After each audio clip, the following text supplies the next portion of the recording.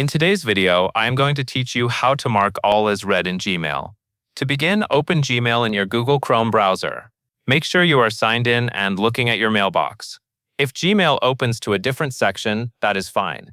We are going to switch to the main inbox view so you can apply the change to all inbox messages at once. Next, look at the left sidebar and click the Inbox tab. This brings you to the list of emails you normally see, with subjects and senders. For this to work correctly, stay in the inbox view where your messages are displayed in a list. Now move your attention to the very top left of the email list. You will see an empty selection checkbox above your messages. This checkbox is the main selection control, and it is used to highlight emails in bulk. Click that select checkbox once. When you do, Gmail will select the conversations on the current page, and you will typically see the check marks appear beside the emails that are visible right now. At this point, only the messages on this page are selected, not your entire inbox.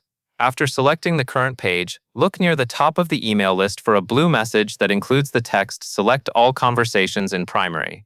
This is Gmail offering to extend your selection beyond the current page, so you can apply the action to every message in your inbox category, not just the first set you can see. Click the blue text link to select every email in your inbox. Once you click it, Gmail changes the selection to include all conversations in that inbox category, even the ones on other pages. With everything selected, go to the top toolbar above your messages and locate the Mark as Read icon. It looks like an open envelope. This toolbar is where Gmail places common actions like archive, delete, and marking messages. Click the Mark as Read icon. If a Confirm Bulk Action pop-up appears, click OK to approve the change.